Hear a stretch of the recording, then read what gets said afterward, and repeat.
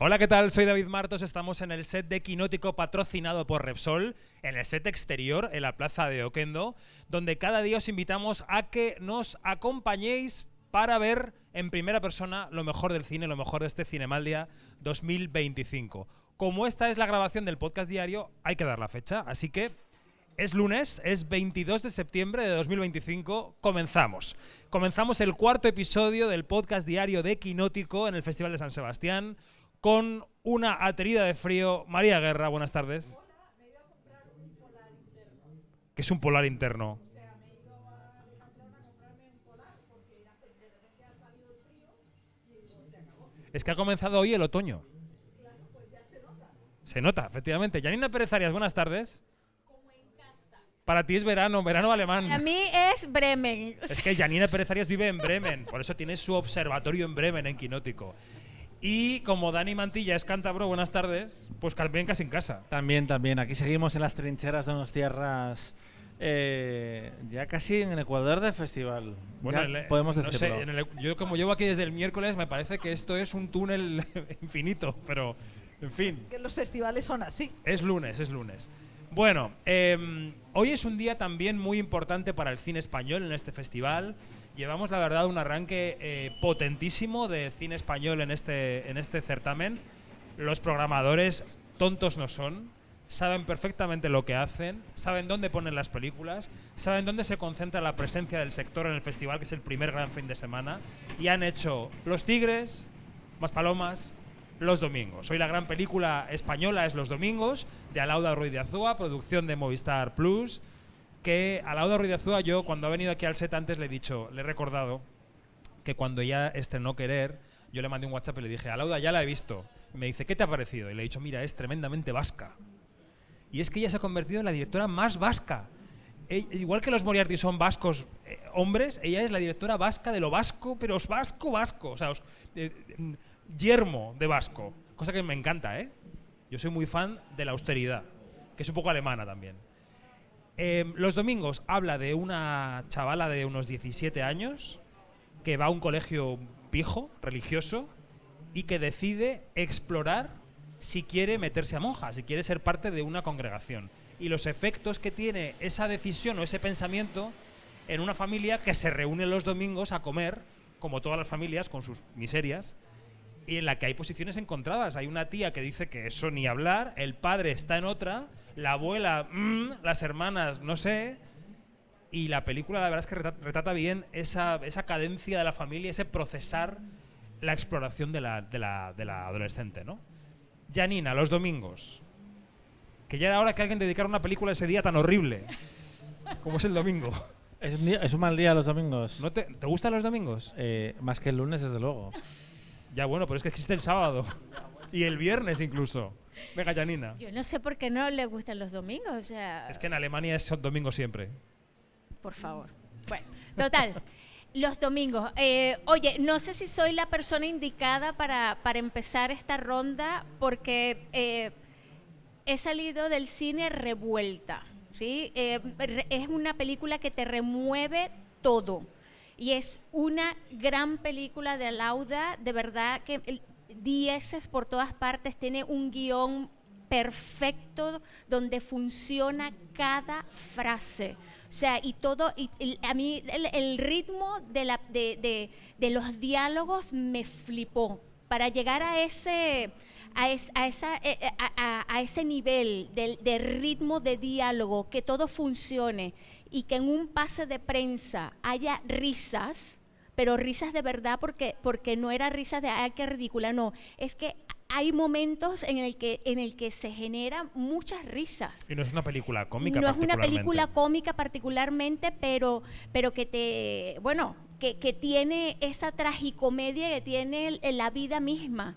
Me gustó mucho esa radiografía que hace de esa constelación familiar donde los hombres, otra vez Alauda deja bien mal parado a los hombres, se las traen, o sea, sobre todo el personaje del padre me parece Miguel Garcés. demoledor. Y claro, y que tiene una cuestión de no importarle sus hijas, ¿sí? Esa actitud de verdad que me parece wow. Pero no es un personaje blanco y negro, es un personaje que tiene una gama de grises bastante interesantes. Tengo que hablar de Patricia, me encanta. López Arnaiz. Me encanta, es que yo hablo así como si fuese la prima mía. Patricia no es prima mía. Yo he pero llamado bueno. antes aquí a Leticia Dolera, Leti, como si fuéramos amigos de toda la vida, y ha sido lo primero que le he dicho. Contrato a cualquiera para hacer entrevistas, como podéis ver. Y bueno, Patricia López de Arnaiz vuelve a dar muestras de su gran talento interpretativo. Patricia, hay una cosa que tiene que sus ojos dicen muchísimo, ¿sí? Y cada gesto de ella en esta película está trabajado al milímetro. Es una persona aquí que tiene tanto gestualidad como unos diálogos o un argumento bastante contundente. Y, por supuesto, la gran revelación de la película, Blanca Soroa. que es esta jovencita que, Es la por joven. favor, o sea, allí se nota un trabajo de dirección, se nota que hay muchos ensayos. Yo no sé, yo no estoy enterada de nada, pero se nota que hay un trabajo de profundidad. Ha contado Miguel Garcés cuando le he preguntado, le he pedido que definiese a Lauda que no siempre se ensaya en las películas, aquí se ensaya, y que no siempre el guión funciona, y que aquí para él funcionaba. María Guerra, adelante. Bueno, a mí me parece que a Lauda Ruiz de Azúa, que cuando hizo Cinco Lobitos, ella pensaba que era su primera y última película, porque fue de estas directores y directoras que les pilló la crisis del 2008 y hubo un frenazo de incorporación de toda una generación. Yo creo que ella asombró con Cinco Lobitos, nos dejó boquiabiertos con Querer, y con esta película se consolida como la Bergman vasca, ¿no? Porque ella tiene una mirada descarnada sobre lo emocional, de una muy seca, muy sobria, sobre las familias, ¿no? Y los dolores de las familias. A mí esta película me parece que va sobre la equidistancia. Es una película que es que luego hablaremos de Franz, que es una película sobre Kafka, y una hermana de Kafka le dice: tú siempre haces preguntas pero nunca respuestas, ¿no? Entonces yo creo que esta es la película de Lauda Ruiz de Azúa en la que hace más preguntas y no da ninguna respuesta. Entonces la película yo creo que se mueve en el dolor que producen las familias.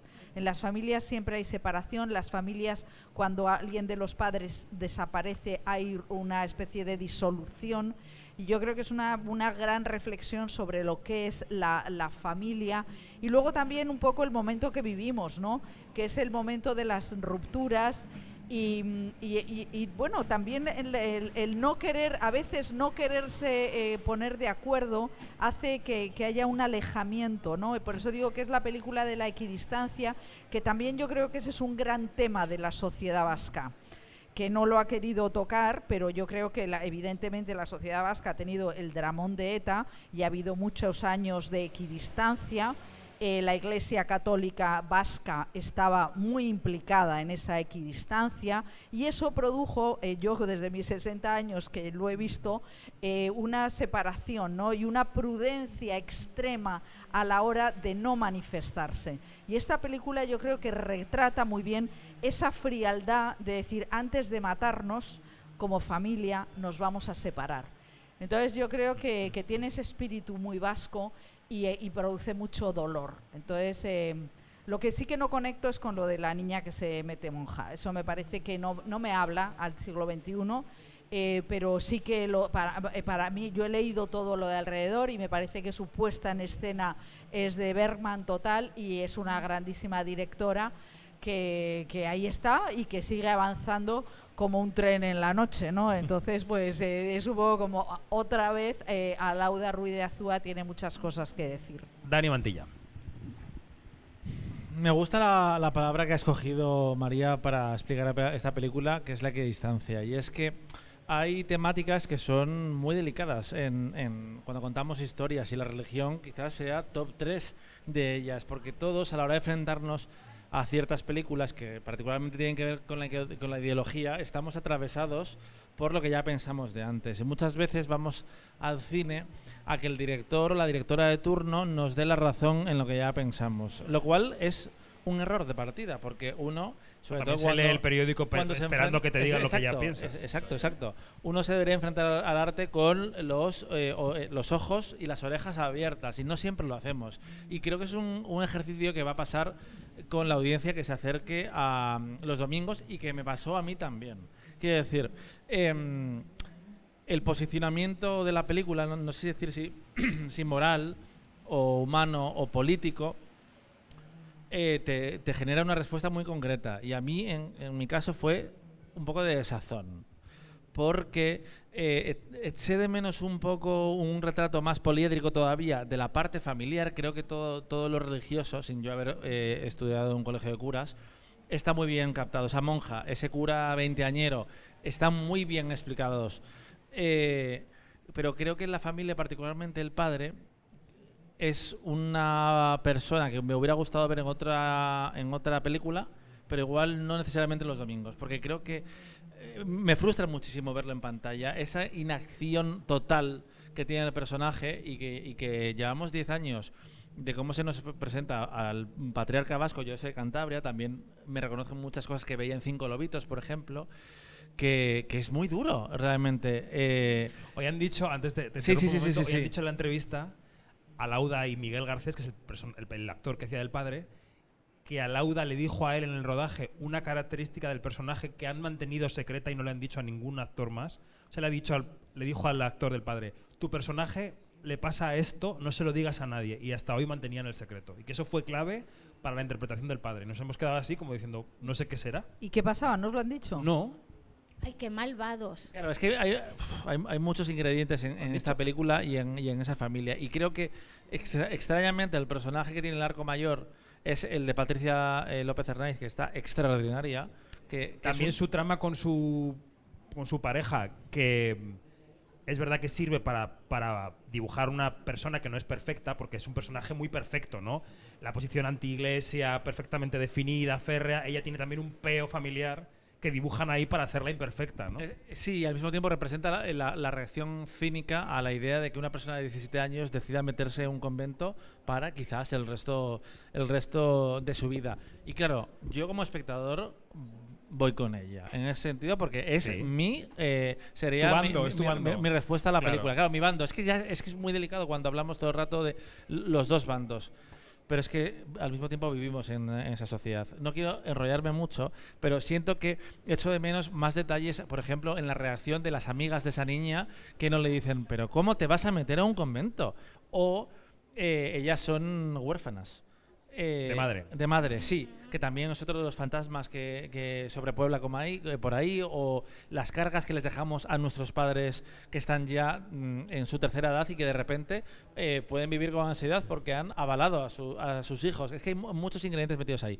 Y creo que ese retrato familiar no es del todo completo, y que a la persona que más se moja, que en este personaje, en este caso es el de Patricia López Hernández, hasta cierto punto la película la castiga. ¿Por qué? Hombre. Bueno, a mí eso me parece inteligente, ¿no? Castigar a la progre, ¿no? Quiero decir, y por eso a mí me parece que la película es interesante por eso. A mí me gusta mucho la idea de la familia como una fuerza centrípeta, porque cuando crecemos acabamos tirando, o sea, hay un egoísmo natural que quizá que va un poco contra esta filosofía de la tribu, de las familias católicas, ¿no? Que es la tribu por encima de todo, y esa tensión, ella siempre está metiendo ahí elementos distorsionadores de los absolutos.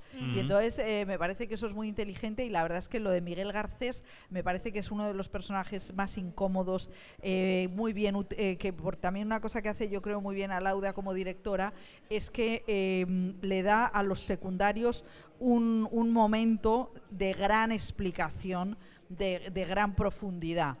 Y en ese caso la madre lo tiene este hombre, que es un hombre un poco analfabeto emocional, pero ¿cuántos no analfabetos emocionales conocemos en la vida, ¿no? Yo creo que es un poco y egoísta, ¿no? también. Es un hombre que está empezando una relación con una mujer nueva y a la que la familia, la verdad, le estorba un poco. Tiene su restaurante con sus problemas, su nueva novia, y se le viene todo un poco encima. Y dice, bueno, pues que se vaya al convento. Y en contraposición tienes el personaje del esposo de Patricia López de Arnaiz, que es un personaje completo y absolutamente, digamos, moderno. Es un hombre que está en la crianza del hijo, es un hombre que está en la casa, es un hombre que apoya a su mujer, es un hombre soñado, deseado, ¿sí? En cuanto a así deberían de ser los hombres, que no es que ayuden, no, es que tienen que estar allí porque es una cuestión de equipo. Entonces esa contraposición a mí me pareció bastante interesante, también me pareció muy interesante que en vez de hablar haya gestos entre ellos, ¿no? Aquel gesto de reconciliación, aquel gesto de desacuerdo, o sea, hay muchísimas cosas, sí, que discuten, sí, pero bueno. Vamos a decir que es Juan Minujín el actor que interpreta al exactamente. marido. Hay una cosa que es esta cuestión de los bandos, que me parece tan inteligente esto de no poner un bando. O sea, porque fíjate que es el espectador el que va al cine a decir con la creencia de me van a contar un cuento y me van a contar algo en el que me van a decir la verdad. Pues no, aquí pues como decimos en Venezuela, te jodiste para el carajo, porque no es así. Tú vas a tomar la decisión de si la niña fue manipulada o no, de si el personaje de la tía es demasiado extremo o no, y cómo tomas tú esa decisión con todo el bagaje tanto cultural como ideológico y ético que tienes tú. Y de poner eso en la mano de un espectador es duro, y aquí voy a decir una cosa. Desde anoche que ya salí del Principal, yo dije, esta película va a levantar no polvo, va a levantar a levantar ronchas en la sociedad.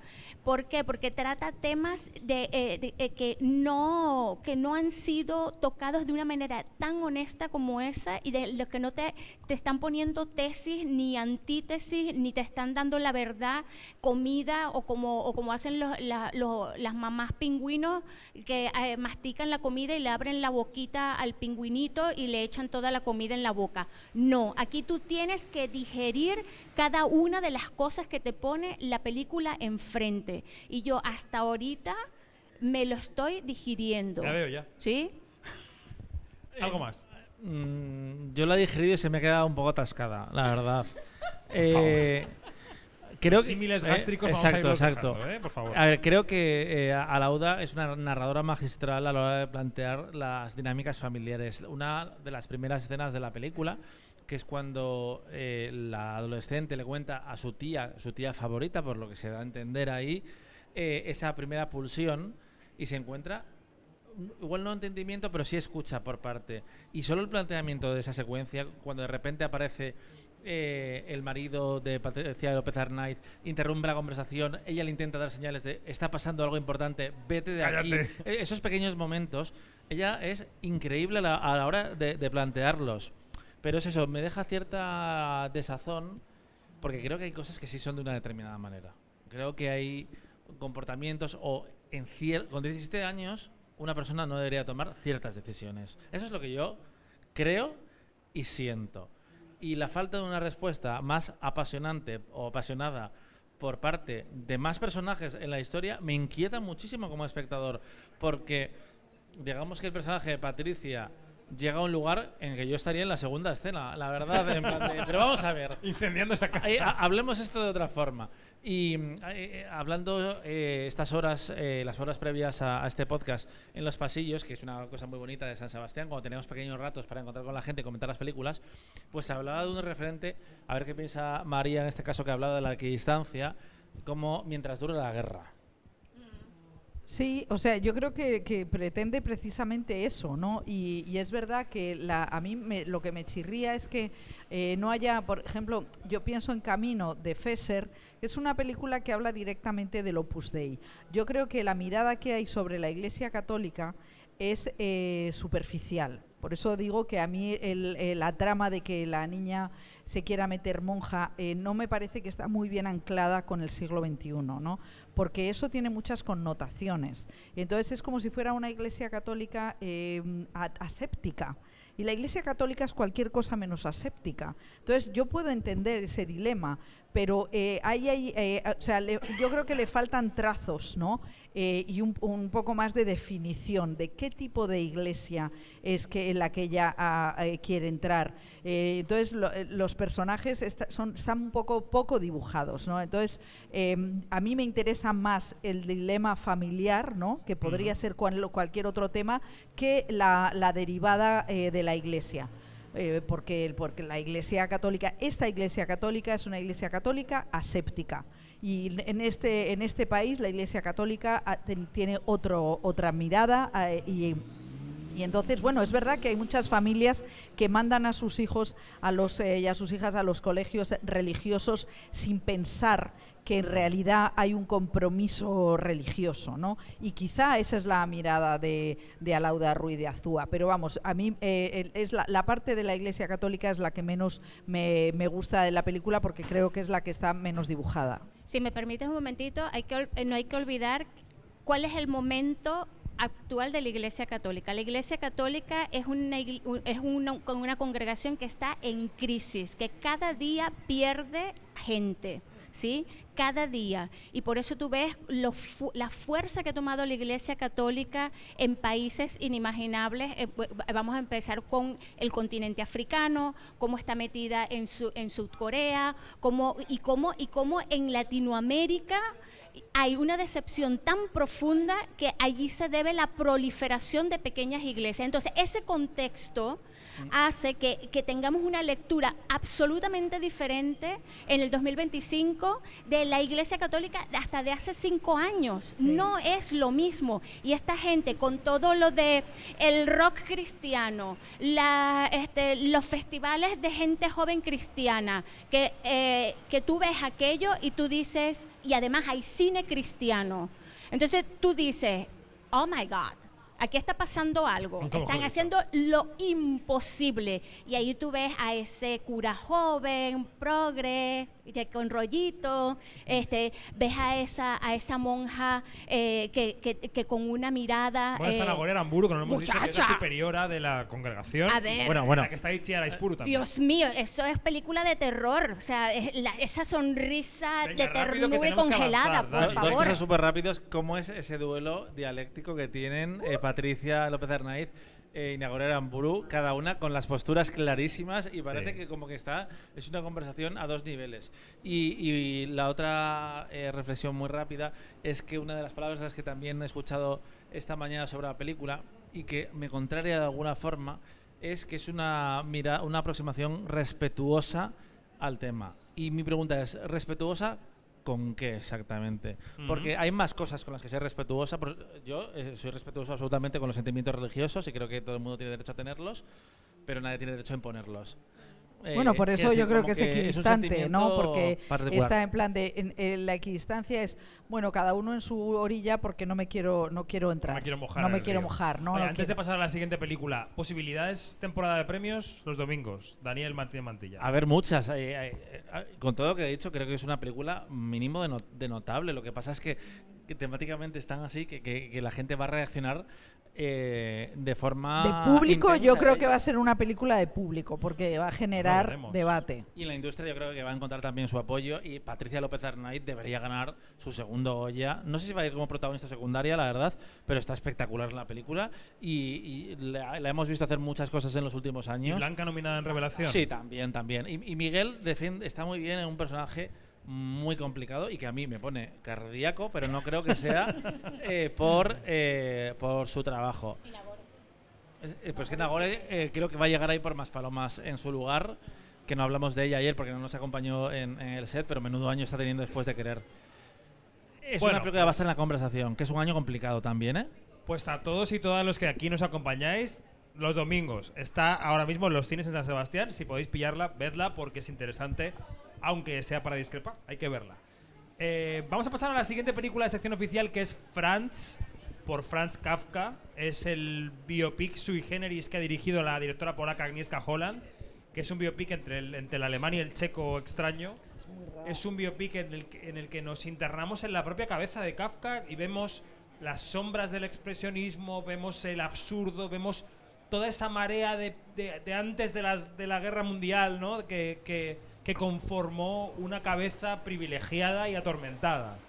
Yo he visto solamente un ratito de la película, así que dejo a los que lo habéis visto. Venga, María, empieza por Franz. Bueno, a mí he entrado un poco, porque es una película rara, porque es una película sobre el estado mental, claro, no es sobre Kafka, es sobre Franz. O sea, es la parte subjetiva del escritor en su adolescencia, en su juventud, en toda su vida, todo su sufrimiento. Es una película muy subjetiva y todo el rato me estaba acordando que Jorge Guillén decía de García Lorca que cuando estabas al lado de Federico no hacía ni frío ni calor, hace Federico.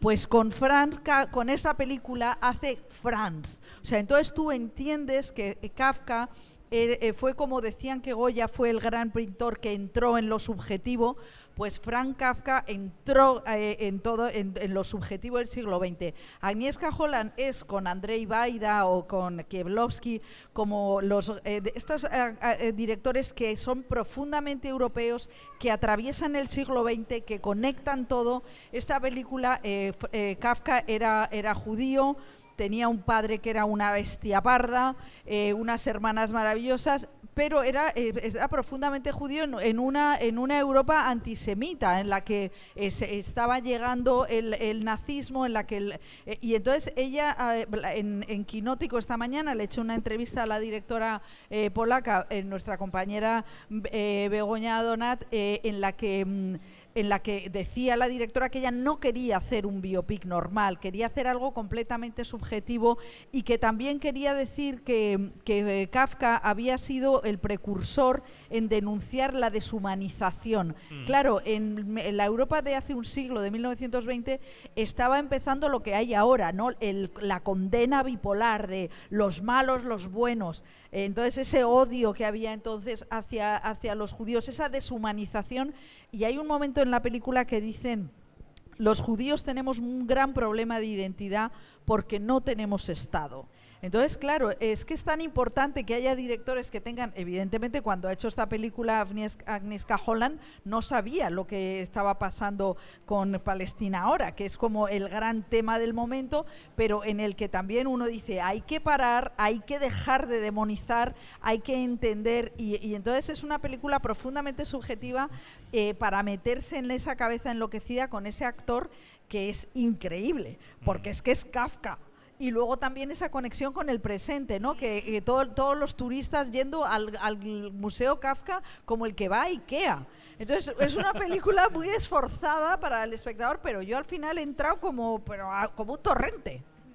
Janina, ¿quieres hablar de Franz? Yo siempre quiero hablar de Agnieszka Holland y de toda su filmografía, de todo lo que hace esa mujer me interesa. Me parece una de las directoras que ella tiene ya tiene como 70 años, algo así. Es del 48.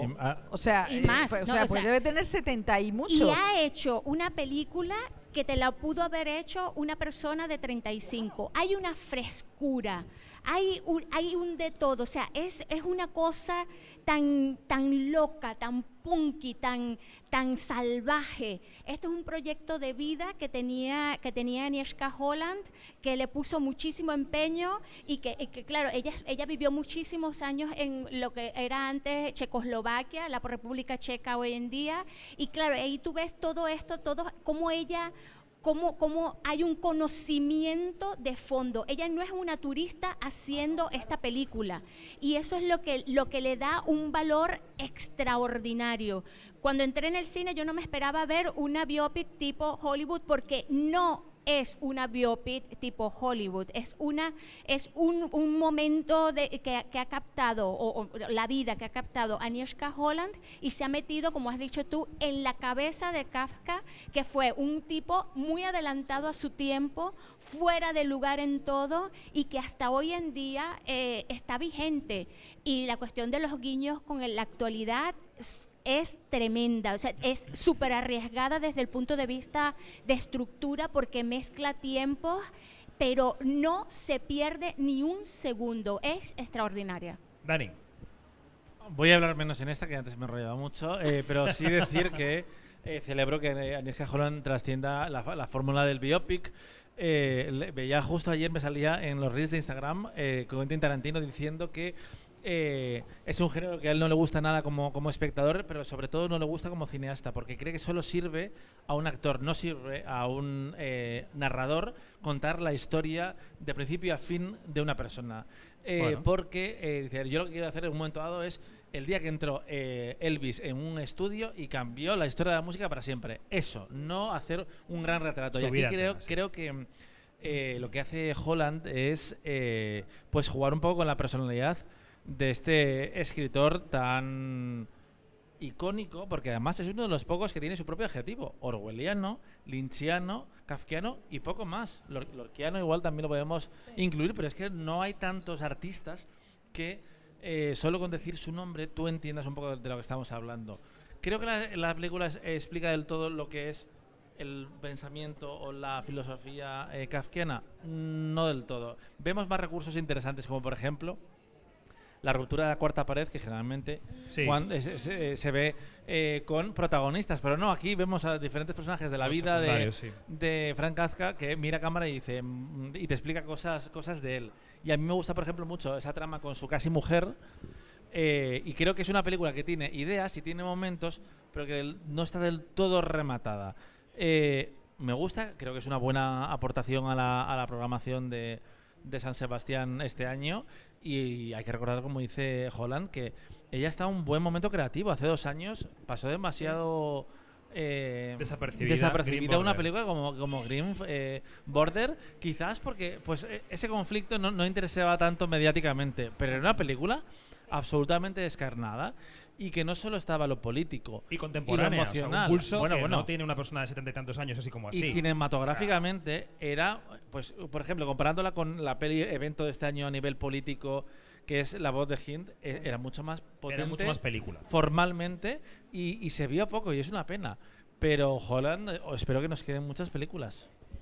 Bueno, nos quedan 3 minutos para comentar Ungrateful Beings de Olmo Omerzu. ¿Quién ha podido verla? ¿Tú, Dani? ¿Solo? Yo no he podido. Sí, pues venga, Dani. Bueno, es un ¿Esto pedazo qué de es? culebrón. Es favor. básicamente una pareja que se ha divorciado hace poco, y el padre se lleva a Grecia a sus hijos a tener unas vacaciones para intentar pues acercar posturas. Están una chica adolescente que ya está en plena edad del pavo, que encima tiene un trastorno alimenticio, que se niega a comer y demás.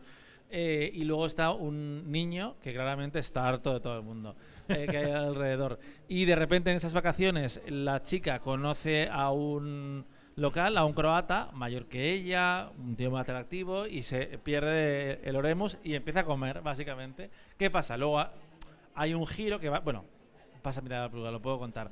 A él de repente sospechan que es un asesino, Ajá. ¿vale? Que ha matado a su padre.